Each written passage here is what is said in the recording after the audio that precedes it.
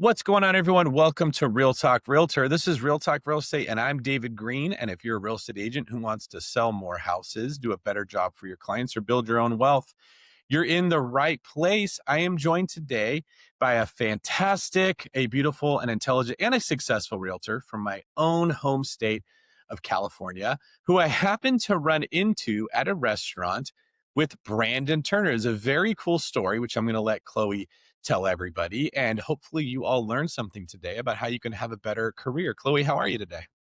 Good. I'm good. Thank you. How are you? I'm doing great. I get to talk to you. You have an infectious personality and a wonderful energy. I was actually impressed that you had the courage to just walk right up to Brandon and I and introduce yourself, because you didn't know that we were going to be at that restaurant where you were actually at a top producer meeting with your brokerage. And then I'll let you tell the story. Tell everybody like how we ended up meeting. Okay, so we just had an after party after this Compass event in Carmel, and my colleague was asking us, "Hey, guys, do you know this guy?" And he pulled up a picture of David, of course, and they showed the whole table. And I was like, what are you talking about? The legend, with bigger pockets, David? Where is he? And he was like, he's crashed the room right there at the table. And I was like, oh my God, I need to go meet him. I have to go say hi. But at the moment, I was so nervous. I was so awkward.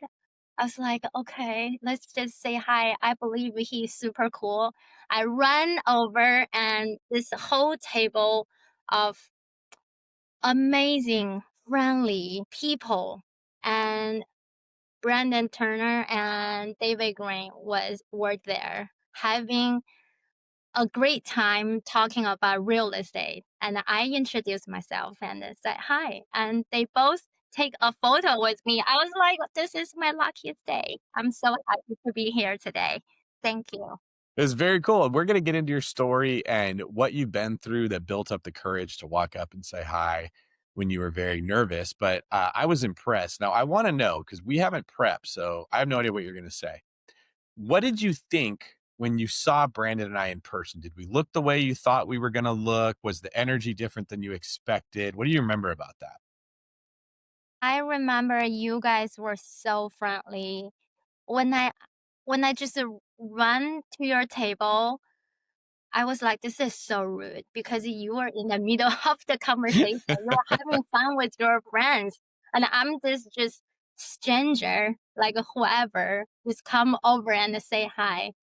Super cool. You and Brandon, super cool. Seriously. I'm so happy to meet you that day. And I have been listening bigger podcasts since 2019, I believe, many years. Mm-hmm. I always see you on social media, also listen to your podcast. So I know who you are for Yeah, sure. that You was changed cool. my life too. I changed your life. Okay, how did I change your life? So my last job was accountant. That job killed me. And I remember when I was sitting at my desk every day, I was thinking but this is not for me. I need a change. And I was auditing all the numbers, but every day I put you on my ears. Of course, I listen to your podcast, and every single episode is just so inspiring. I know this is what I want to do. And one day I need to change my job and start doing real estate. Hmm. That's the start. And then you became a real estate agent? Yes, I did. First, a real estate agent, and then a flipper, and an investor, and a landlord. Yes. Okay, that's a lot. We're going to get into that in a second. What Okay. did you think when you first saw Brandon's beard? Uh, very big, very long. And when I come over, say hi, you both look amazing, I have to say, especially when you stand up. You're so tall. You're More than you expected, right? Yes, because every time I see you in this square camera, Hmm. and I never thought you could be that tall. I I was probably at your waist, and I'm 5'1". How tall are you? Are you In shoes, I'm 6'3". 6'3"? Yeah. Yeah. But then Brandon's even taller than me. Do you see how tall he was? Yeah, Yeah, he's like he's 6'5". He's huge. I think this is my theory, Chloe, on why people think that I'm shorter. Part of it is what you said. In the camera, you can't really tell because we're always sitting down. But part of it is people think Brandon's normal. And then I stand next to him and I look short. And so people think, oh, David must be short. Because when I get recognized at the gym or at Walmart or at an airport, people don't think it's me because I'm bigger than they're expecting me to be. And I think it's because Brandon's so tall that it makes me look short. Do you think that could have something to do with I don't know, you're so it? tall. You both are very tall. Yeah. Yeah, that was very fun. So one of your colleagues had come over and he just walked right up like a realtor and started talking to us. And I was like, how do you know who we are? He's like, oh, I'm a realtor. Compass has a top producer dinner. We're in the banquet room down the way. And then he left and you came back over and we're just so nice. And I was like, I see why this lady's a top producer. She's got, I call it the it factor. Sometimes I don't know what to say, but when agents come to me and they say, David, what do you got to do to sell more houses? My answer is always there isn't a secret lead source. There's not a secret script. It's the quality of human that you are. People can just sense it. They work with the human that they like. They got to trust you. They got to believe you know what you're doing, and they have to believe you're going to look out for them. And they have to believe you're intelligent and you're competent, and you can't fake it. You really do have to work on yourself if you want to become a top producing realtor, which is what all the people listening to our show is. And that's why I asked you if you do a recording, because I'm trying to figure out what is the secret sauce that makes Chloe the way she is. And I think when people hear your story, they're going to be very impressed. And I hope that it inspires people no matter where they are in life right now to give it everything they've got, because sometimes being at the lowest state can be the best thing that could happen to you, especially if you don't have an ego. So let's start with like, tell me a little bit about your business. How much production are you doing? Where are you selling? What type of real estate? And then we'll get into your story. Okay, so I based in the East Bay. I live in Berkeley. I sell about like 20 to 25 houses a year. Most of them are single family homes. So that's probably what, like 15 to 18 million in that area. Probably uh 20 to 25. So your average price is around $1 million, somewhere Yes, between 900 yes, to a million. Okay. yes. That's very impressive. That's a very competitive market also. Was the David Green team working in that area when you were working, or did you come in after? I think I come in after. Okay. Yeah. Because we sold a lot of houses in there in Oakland, like kind of during COVID and just before. At one point, 25% of the houses in contract in Oakland were with David Green team agents. That's how much business we were doing in that East Bay, but it's really hard. I mean, it's every house is getting multiple offers. You have to be aggressive. You have to be able to not only communicate with the listing agent to get your offer accepted, you got to get your client to know when they need to be aggressive and when they just need to walk away. This isn't like your typical go show 10 houses. They pick the one they like the most. They write an offer. Maybe you get them some closing costs. You got to be a shark. So to be able to do what you're doing out there and still be this friendly is very impressive. And that's why I wanted to kind of get an idea about your production. Now I want to learn about Chloe. So tell us, like, how did you get into the country and what is your origin story? Okay, so I moved here at the end of year of 2009 with $2,000 without a job offer, without a house, Mm-hmm. without any education from the US. But somehow I fell in love with this guy in Beijing. He was the main reason why I moved here. And I used to own an advertising company in Beijing. So Mm-hmm. I have been an entrepreneur for my whole life. And I ran a very successful company back there. And then when I moved here, I know no matter what, I can survive. Even I only had $2,000 in my pocket. Um, at first year, I did mover Chinese teachers, gift shop, cashier, anything. Anything can just make me could feed myself. And I went back to school. I studied accounting. Finally, I got a job, a full-time job in 2018 after I finished my school. Um, but the job wasn't the thing that I was looking for. I wasn't very Because it excited. was boring. It was boring. I know you, Chloe. I can feel the energy. You are one of those people. You need to make something happen. You need to connect with people. You need smiles. And sitting at a desk looking at a computer probably killed you, right? Yes, it killed me. Yeah. But I found bigger pockets and I start to listen to David Green every day. Your talk, your episodes is just like so much information. It just feed my confidence, feed my desire that I want to become something else. So I got into some online program to get real estate license. I at the moment I feel like I didn't have to become salesperson, but I want to learn. That was the point. It has been the point of my whole life. I want to keep learning. I want to keep exploring what I can achieve.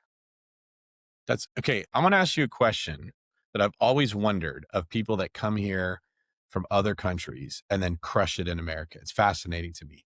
I'm Mm-hmm. assuming that you learned some English in China. Is that correct? Okay. So you have a basic understanding of English, but like I speak some Spanish, but I don't understand Spanish nearly as well as I can speak it. Was it similar for you that you could put the words together in English, but when you had to listen to it, it was hard to understand? It was very hard. It's still hard every Yeah. day because I say stupid things all the time. Like my husband is a white guy, and every time he would feel embarrassed when we go out together. He was like, "Chloe, sometimes you don't need to say that thing." Give me an example of a thing that you would say.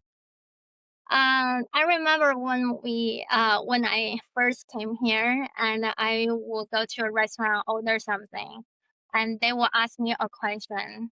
For example, I order a salad and they ask, um, uh, is the dressing's name? I still don't remember. Let's say ranch or blue cheese or something like that. And I would say yes. And then they ask ranch or blue cheese. And I say yes.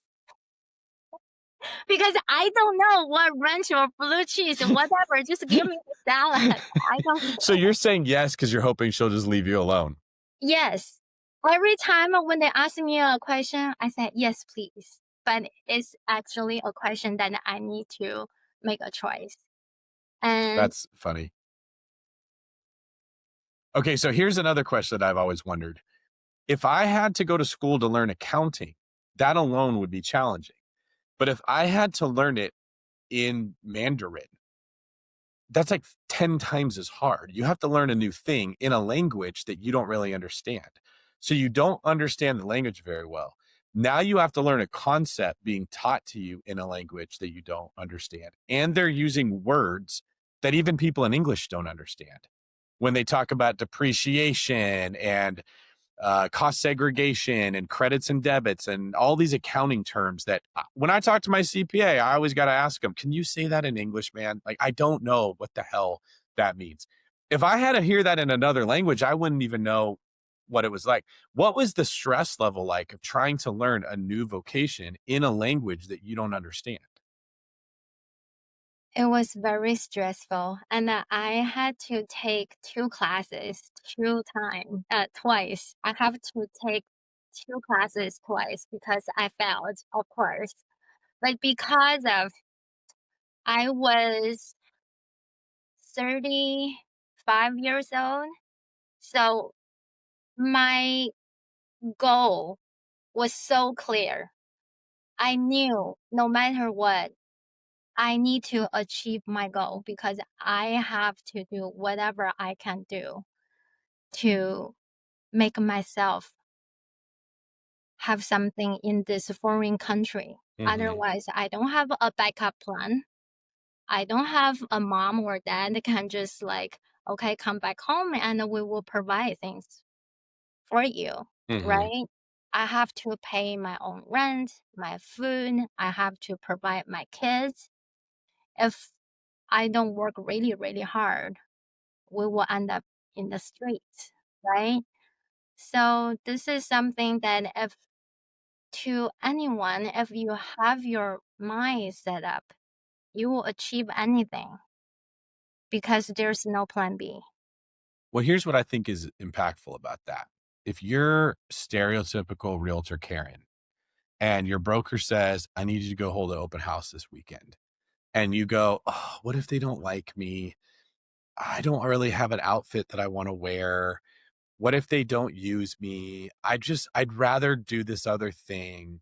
And then you have a Chloe who's like, if I don't do this, I might not eat. I want to do this open house and the next open house and 3 more open houses, right? How does Realtor Karen possibly compete when that person walks in the door and they talk to her and she's nervous and she's tripping over her words and she's holding back because she doesn't want to get rejected? Then they go to Chloe's open house and you're like, yes, yes, yes, come in, tell me all about yourself. And you're all excited. That desperation that you're describing, it's actually healthy because it brings out the most of you as a person. You get the most out of your personality when you feel like I have to do this, right? All of the anxiety, all of the insecurities, all of the fears, there's no room for that. You just got to go be Chloe and you got to be the best version of Chloe there is. And clients, I'm going to assume, can feel, oh, that's a real genuine connection that I have. This is a hungry person. She's going to get me what I want versus this other realtor seems more worried about their own insecurities than they are about the client. Have you noticed this as you're just kind of working throughout the industry that the Native Americans tend to not have the same level of commitment that you do? Yes, all the time. And I remember a lot of my colleagues, they have a price point. Sometimes they wouldn't host open houses because this house list price is below certain number. And if it's not staged, they don't want to host open. If this location is not the primary location, they don't want to host it. But I remember when I first started, there was a crazy time then. It was a rainstorm. It's crazy. I remember I was driving 880 and I felt so scared. I thought I was going to die on the road because I literally couldn't hold my steering wheels. So I was like, okay, if I crash today, no matter what, at least I die hard.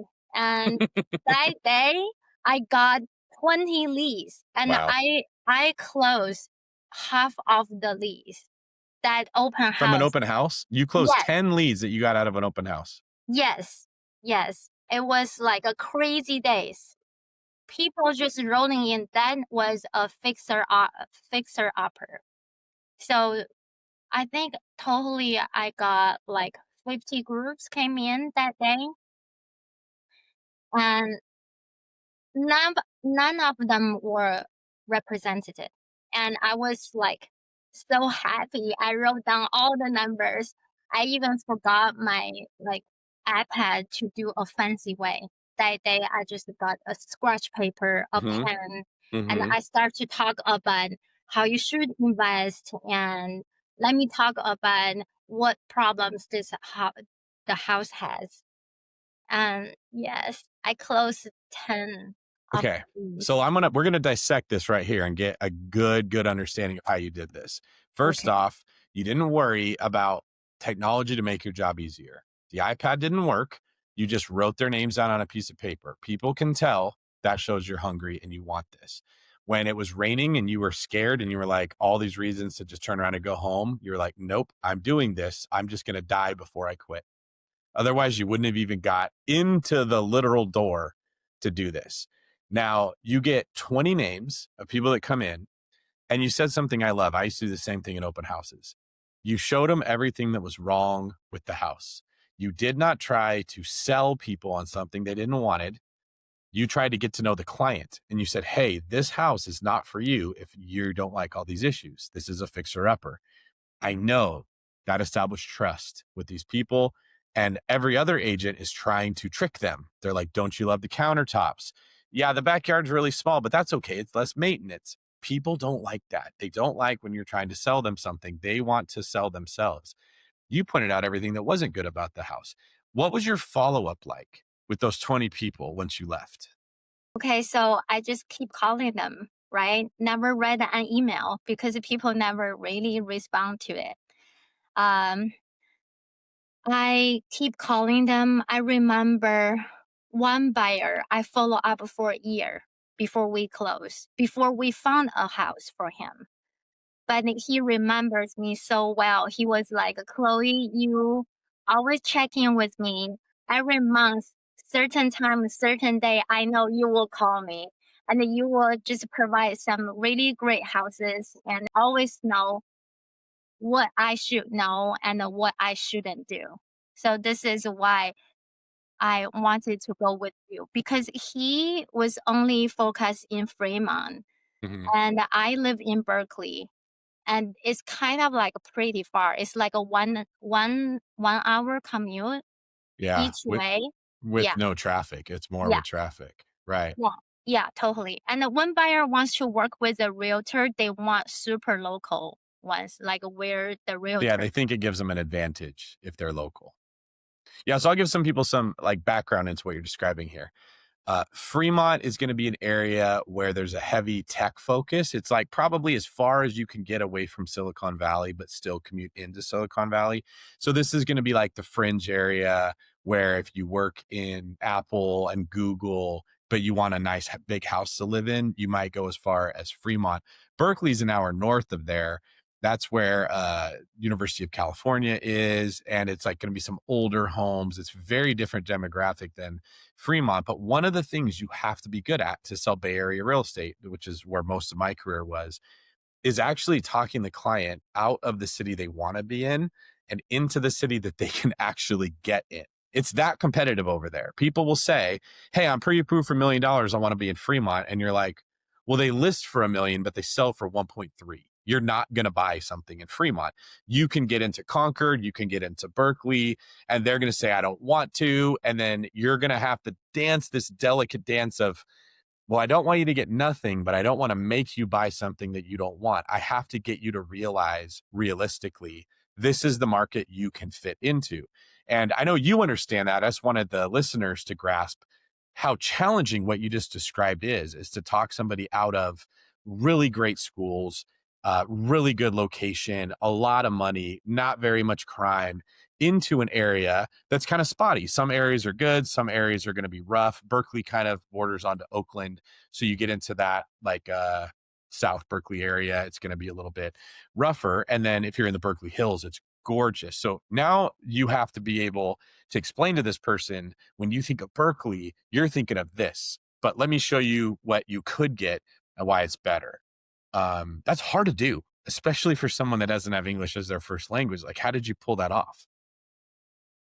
Um, I mean, you always have to be honest because people can tell if you're a salesy person, if you just want to make a transaction easily, right?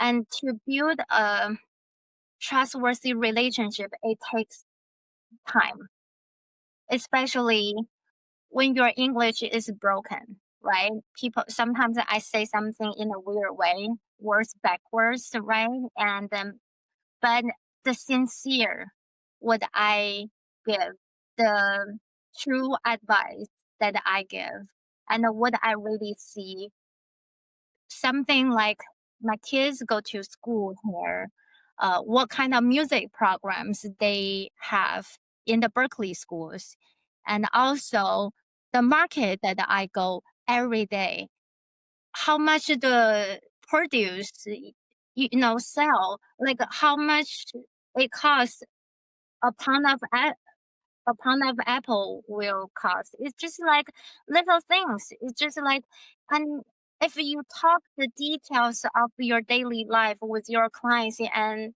sometimes they can feel you really, really care about them.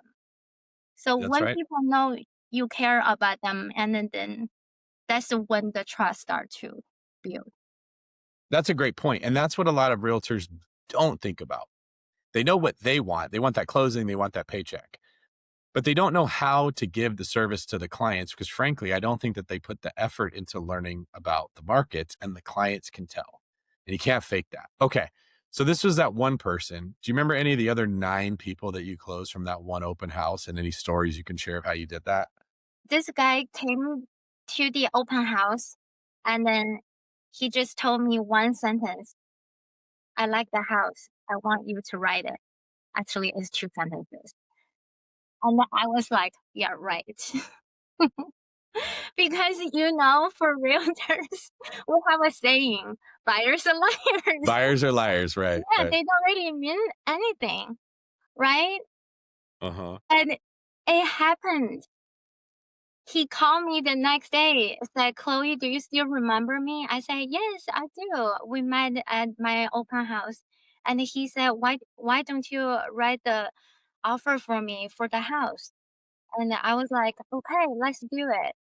And I wrote the offer. We had with all of the details, the terms, and we got the bid. So that was a person that he almost had to work a little bit for you because you didn't know if you believed him at first. And obviously he didn't feel like you were pushing him to buy a house he didn't want to buy because most realtors hear that and they go, okay, let's write the offer right now. And they jump in. And I don't think that's a good strategy. Like you said, if I'm a person who's nothing about, let's say, cars, and I walk in and I see a shiny red car and I love it, and I say, I want that one. And the guy goes, great, let's write an offer. My first thought is going to be, why are you so eager to sell that one? Maybe that's not your best car. But if he goes, hang on, why do you even want that one? You sure you don't want to look at some of the other ones? Tell me what you're even looking for. I may or may not buy that car, but I definitely just bought that salesperson. Now I believe he's helping me to figure out what's best for me. And when I get that buyer's remorse and I'm going to back out of the red car, I'm not going to back out with that agent. I think that's a great point. I mean, we could make the whole show just talking about this one open house because these are such skilled sales tactics. Did you learn this from your broker or another agent in your office, or is this kind of natural skills you've developed? Uh, First, I feel like this is kind of my personality. I always go with the flow. And also, when I was running my own company in China, I never was a really pushy sales because in my belief, I know if someone wants to work with me, they will, because it's not because of what I sell, it's because of who I am. If they want to work with me, if they trust me. And over the years, because of um, the successful stories that I had, and I kind of learned from myself. And also, Compass has some coaching program Mhm. I attend sometimes. Yeah, that helps too. That's fantastic that you were able to pull that off. Can you tell me about how you got the seller to accept that offer? Because I'm assuming there's probably more than one offer. Yes. Um, can I say this? Yeah, go ahead. So I work with the I work with the seller's agent. We're in the same brokerage. Mhm. And because of that rainy day, she couldn't find anyone to help her open houses. And she really appreciated my help that day. Just to give context to what you're saying, Okay. it's very common in a competitive market when there's multiple offers for a buyer to get really excited and be like, yeah, I'll pay 1.3 when it's listed for 1 million. And then they get their offer accepted and then they get cold feet the next day. What did I just do? right? And if there's a contingency in the contract that lets them back out, or sometimes even if there's not, they just never send their earnest money in and they go, never mind, we don't want the house. And now all the other people that wrote an offer, they're mad that they got rejected. And the seller's in a really bad spot. So when you're trying to put a house in contract in a market like this, you're worried as the listing agent that that buyer who wrote the really strong offer is going to change their mind. And I know that that's what you're getting at here is your listing agent in your office knew if you vouch for this guy, that means he's going to buy, which usually in my mind is because the buyer's agents that are good, they've prepared their buyer clients for what to expect. They've already reviewed what a contingency is. They've explained what could be wrong with the house. They've ensured that that's the red car that they really want. They're not going to change their mind later. And like you said, it's the reputation of the agent that can get the offer accepted. Yes. Because when they heard certain names, or if they know you previously, if they know who you are, you're already building this trust in between the agents too. So yeah, It's a if great you're a point. realtor, if you're a super local agent, you need to work on your work ethic too. It's so important. Very, very. Yeah. And your reputation with the other realtors. Yes, your reputations with the other realtors, because when you're when the other side of realtors trust you, which means you will get better chance for your buyers too. Something I've been working on, I say working on, it's more like God's brought it to my mind that interferes with my relationship with him and my ability to reflect him to other people better is my ego.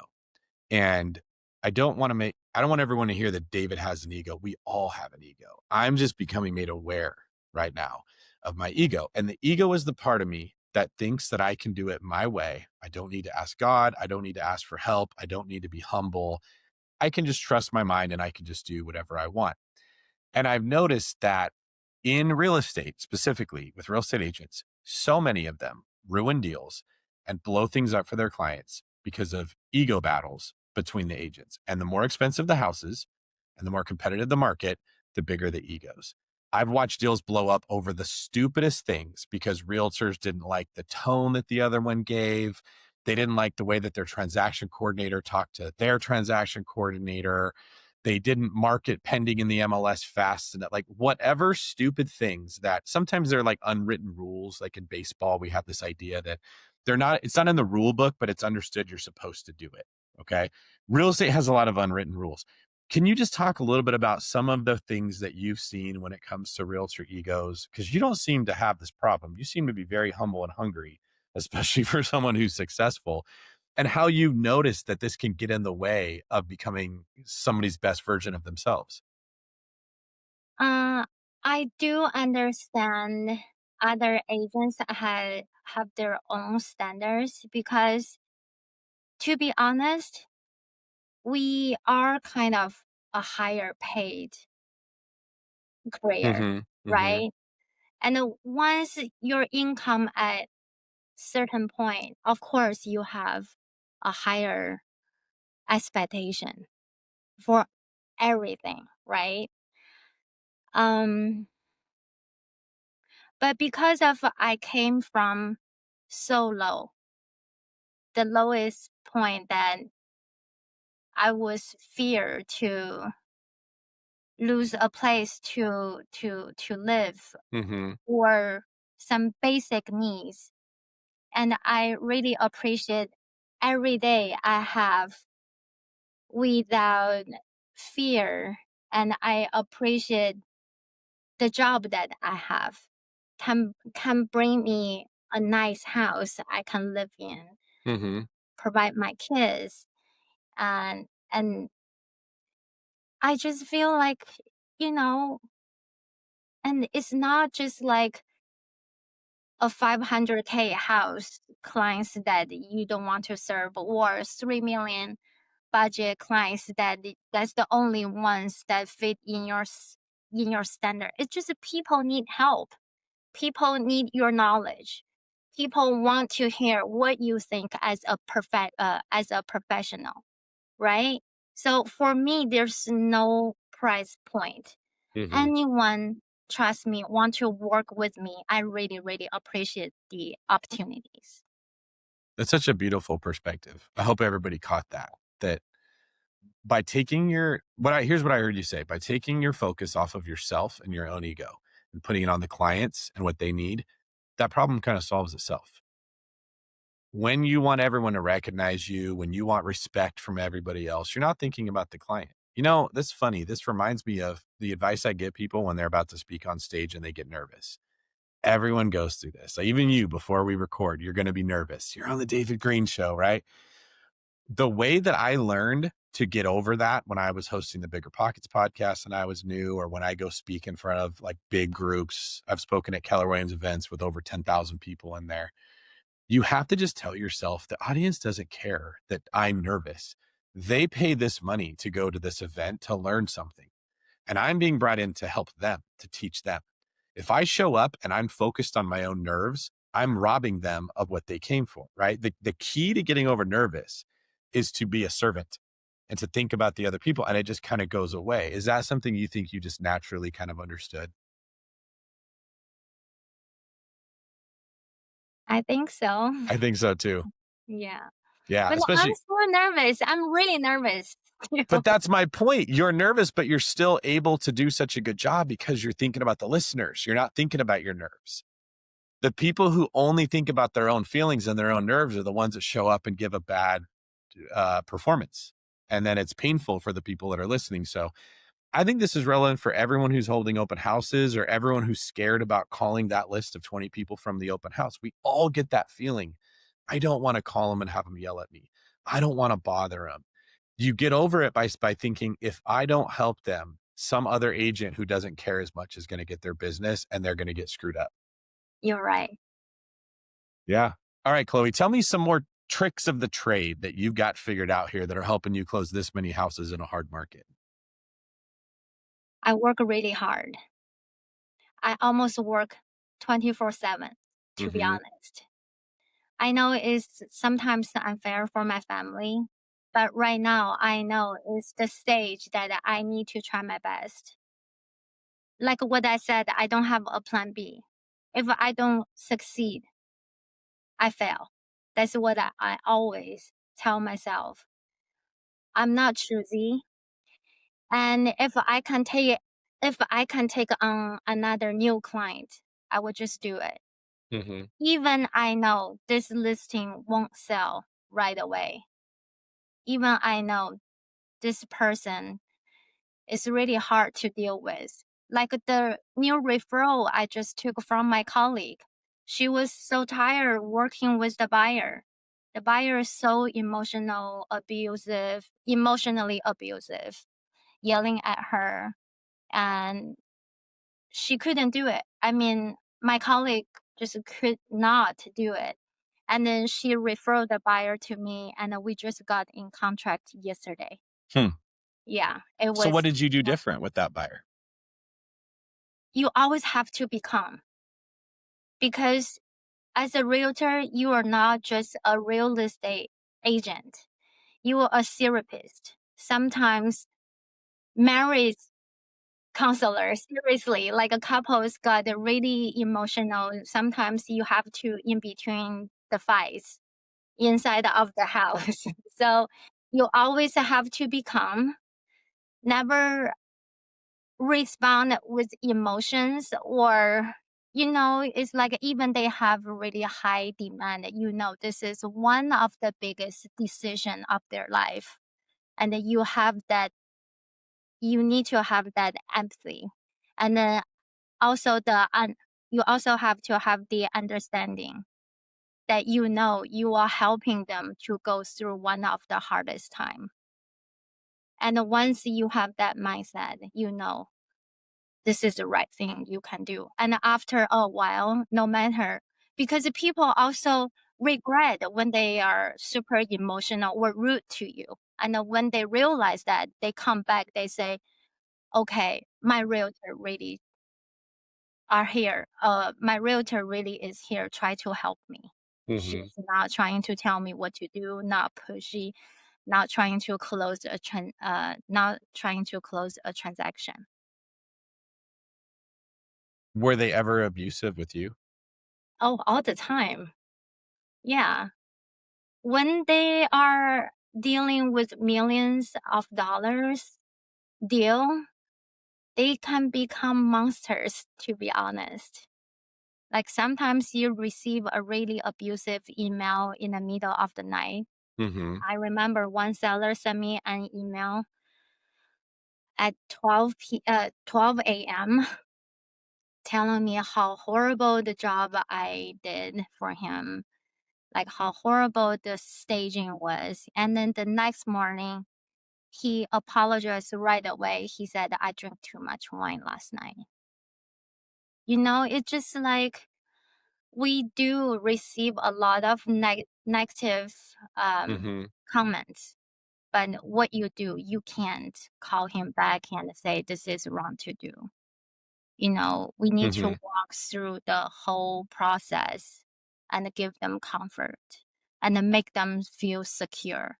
And they know you are here to support them.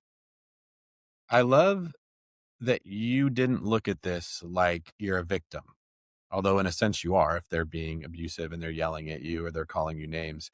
You looked at it like, "That's a wounded person who needs my help, and I'm glad it's me that can help them because somebody else couldn't." And my guess would be, like you said, they know that they're being ridiculous and they feel bad after the outburst of the stress. Those are the people that tend to bring you the most referrals. You're right. Yeah. And if something goes wrong, it's always the realtor's fault. We Yes. all know that. Oh, that's so true. That's one of the toughest parts I remember where when the loan officer screws up, they don't call and yell at the loan officer. They call and yell at the realtor. When the escrow company screws up, they don't call and yell at the escrow company. They call and yell at Chloe.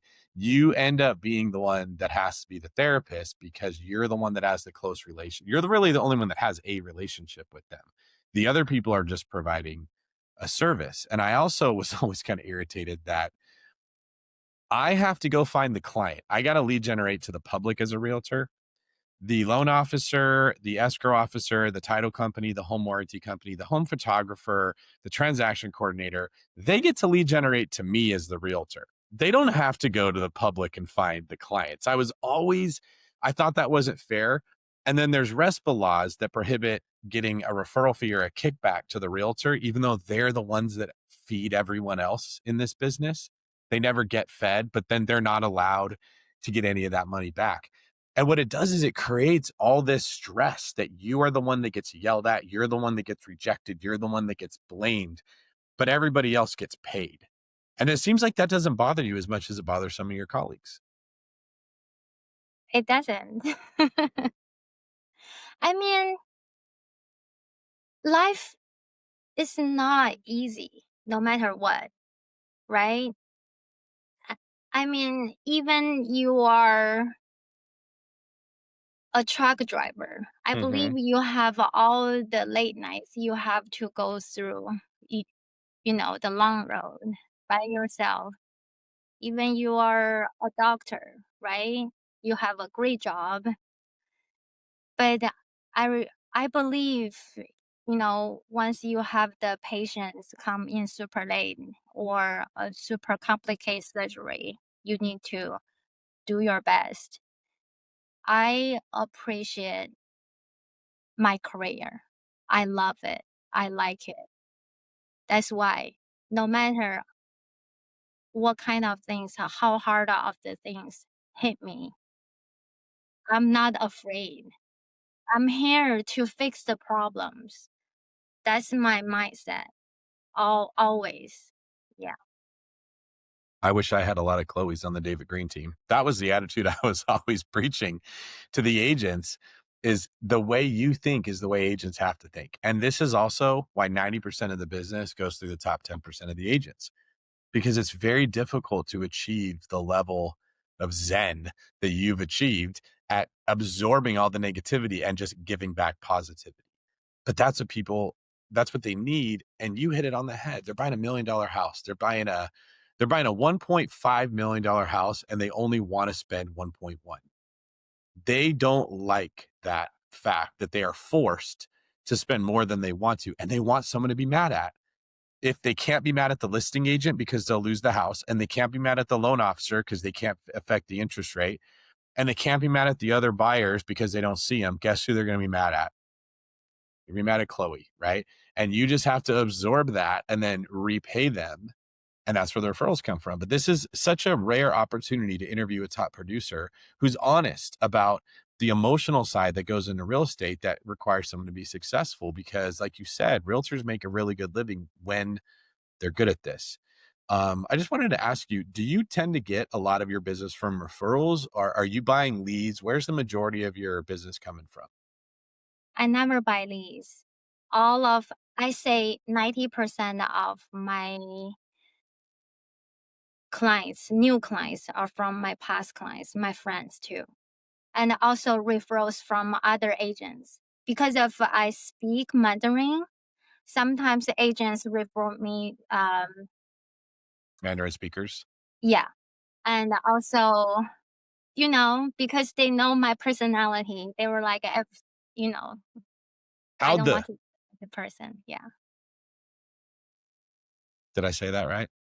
How the, is that good? Hold on. Yes. How the, is it that bad that you didn't even recognize I was speaking Chinese?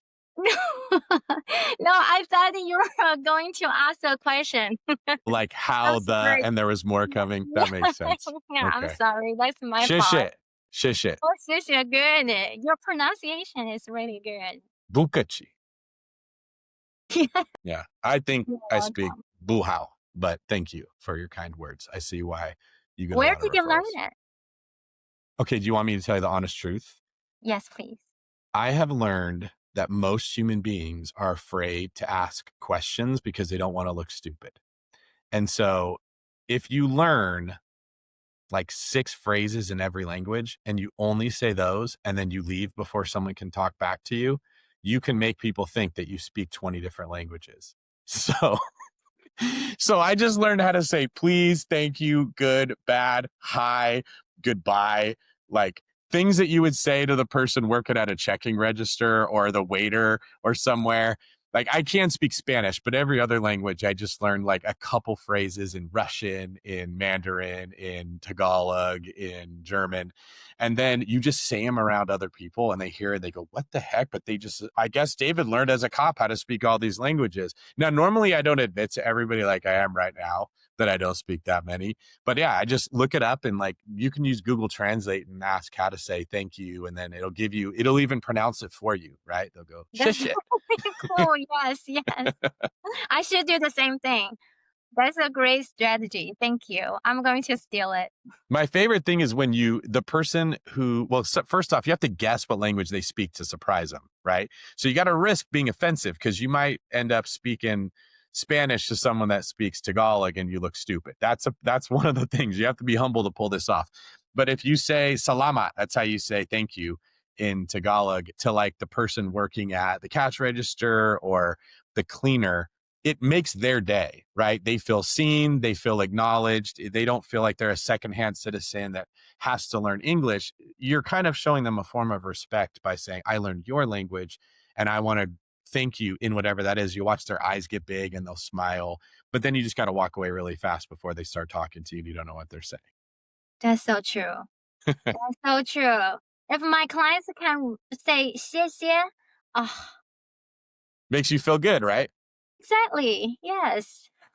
Yeah, you said that really nice. All right. So, what about being organized? Are you working with showing assistants? Are you doing all this yourself? Are you like dedicated to your CRM? Tell me what the operations sort of look like with when you're doing a lot of clients like this.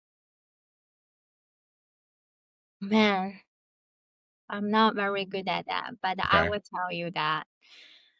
Um, so I set up my alarm once a week. I don't do it too often because sometimes I think people might think it's annoying. But once a week, I make phone calls. I will do what is called time blocking. Is it called Yeah. Time blocking. time blocking? So I usually do Wednesday morning from 9 a.m. to 10 a.m. And I just pick up my phone, start to call people. Sometimes it's just my friends that I haven't spoke for a long time. Sometimes I call my past clients. To be honest, 80% of them never pick up the phone, right? That's how we live our life. But once they pick up their phone, they were like, I haven't talked to you for so long. How are you? I'm so happy you called. Let's talk about blah, blah, blah, right? And we had a great conversation. And by the way, my friend who say, oh, I know this person, they're thinking of buying a second home. Can I send them your contact info? This is the best way that You're getting referrals from cold reach out. That's how much people like you. I mean, because I ask questions about their Yeah. life and I talk about myself too. It's not like, hey, do you know anyone that want to sell or buy homes? No, I never say that, right? It's just like a start a conversation because I was thinking about them. And it's truly I was thinking about them. Hmm. That's the only thing what I do for my CRM, to be honest. I don't buy leads. But I do social media a lot. Hmm. Do you get leads from that? Yes, a lot because I'm not sure if you have heard Right Note. It's a Chinese social media. It's No. kind of like a Chinese Instagram. What's it called? Right Note. Red Note. Yes, I Okay. got so many leads from that. I just make videos. I sometimes my husband asks me, "Are you a video editor or you are a realtor? Because you always on the phone shooting videos and editing videos and post things." I'm like, Hmm. you have to do this kind of thing nowadays. Everybody is on their phone. That's what Yes. I do with my marketing. I make videos. I post them on Chinese social media. And then, in the Bay Area, there are a lot of Chinese speaking um, people. Yeah, Hmm. Oh, yeah, that's probably huge, of course. yeah. In fact, if I'm being honest, I was assuming that most of your clients would have been Mandarin speakers, and that was how you were going to be. I thought you were going to come in and say, "Hey, I came here from China, and I found a way to work with Chinese speaking people," which I'm sure you do. But Yes, I have been incredibly impressed with how good you are with English speaking people. You're beating the English speakers with their own clients. You are a much more genuine, humble, transparent person that English speakers are wanting to work with, right? You didn't have to choose who am I going to be. You're just a good person. And people are drawn to good people. Like you said, you don't call people and say, do you know if you want to buy or sell a home? There's a bazillion realtors. Everyone's tired of that. You make it about them. And I was actually also curious on your social media, what type of content are you posting that you think is getting eyeballs? it's always about how to repair your house. It's like, yeah, it's like sometimes I will show. Today, I want to talk about stucco. Why there are so many houses exterior material is stucco. What is good about stucco? What is bad about it? If you thinking of replacing your previous stucco, what you need to do, and when you apply for city inspections, what do you need to aware of? Something like that. Some useful information. Yeah. And sometimes I post photos of an interior design. It's Hmm. good for the eyes, right? And Hmm. sometimes I just post myself, my life, my food. People really like it too. Sometimes it's just like a new restaurant, a new spot for some great Japanese food or Chinese food. Yeah. What's your favorite restaurants in the East Bay area? Um, any kind of food or just Chinese food? Let's go with Asian. agent. Okay. There's a Thai restaurant called, um, Red Chili I never try it. in Hayward. It's like my favorite restaurant. Red chili? Red Chili in Hayward, which is just south of, or I guess, would it be south? No, it'd be just north of Fremont that we were describing on Mission. They have pad see ew that's like the best I can't eat it anywhere else because it's so good there. Okay, and I won't tell you mine because you won't eat it there. Well, I'm not going to eat their pad see ew, but I might eat something else. I thought, what are the odds that she's saying to say the same one that I really like? This place is Vietnamese and Thai fusion. So what's the one you like? Okay, it's called Farm Thai. Farm Thai? Yeah, Okay. Is that yeah. in Berkeley? It's really good. It's in Berkeley on Shattuck. It's like a really, really authentic. The flavor is strong. It's not some, vanilla Thai food restaurant. Sometimes Thai food can be like a plain and a vanilla. I don't know Yes. if you Yes. have Especially that. American Thai food. That's very true.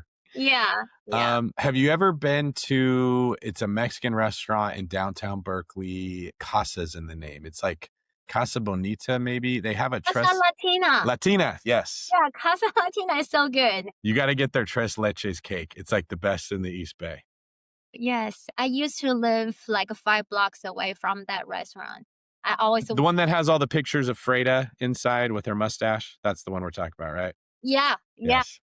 yeah, Casa Latina, yes. Yeah. So Yeah, I worked for the BART Police for a long time. That's like the transit agency in the Bay Area. So I got to know all the different Bay Area cities because we had BART stations all throughout the whole Bay. And then I sold real estate there afterwards. So I learned quite a yeah. bit. And there's a dim sum place in Walnut Creek that's incredible if you like that. And I'm trying to remember the name. It's something Creek House Creek in House, Walnut Creek. okay. Yeah, it's worth driving to if you like Nice, dim sum. nice. It's like usually a huge wait to get in there, but your husband will be very glad if you take him there. He'll love you. All right, Chloe, before we get you out of here, is there any other advice that you wish when you were a new agent, someone would have told you that when you learned it, it really turned around your business? Okay, so I want to let you know, somehow nobody likes realtors. You need to be strong, okay? This is not some That's so funny. glamorous, like, you know? Nobody likes realtors. If they could get rid of us, we would be the first people to get rid of. We're like lawyers. It's somehow we are always the people to blame.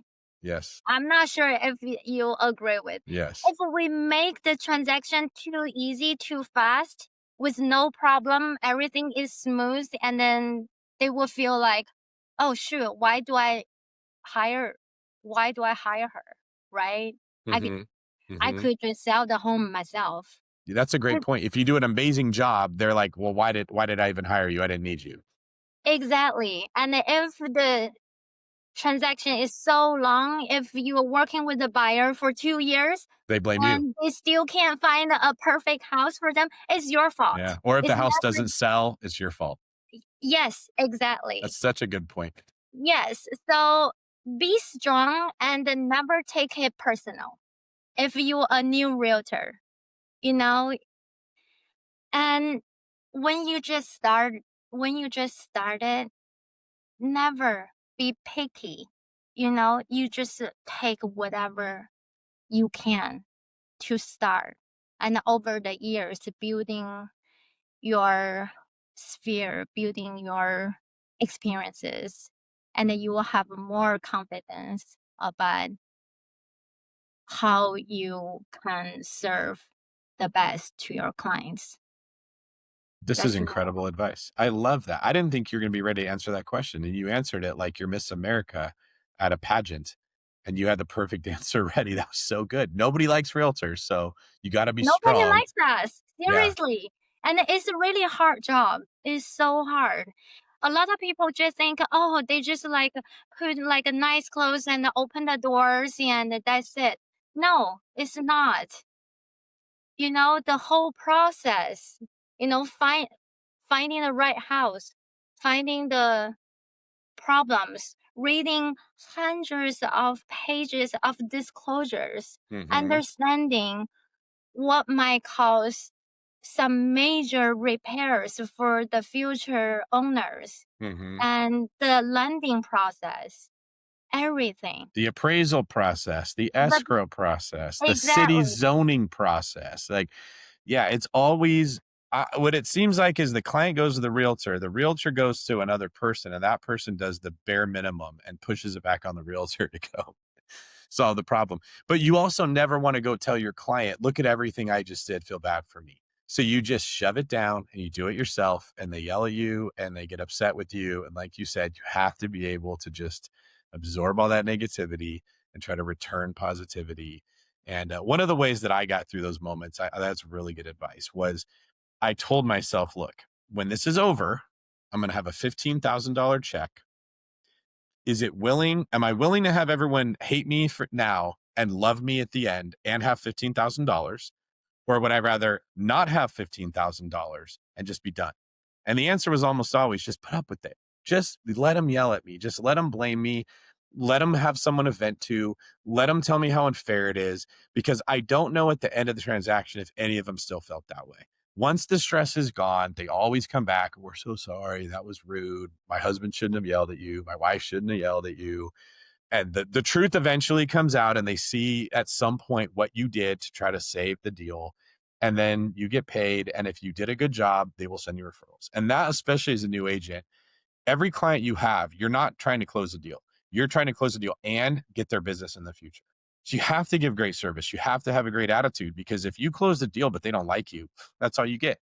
But if you close a deal and they like you, they're going to send you their aunt, their grandma, their friends, like you had. Hey, this person wants to buy a second house.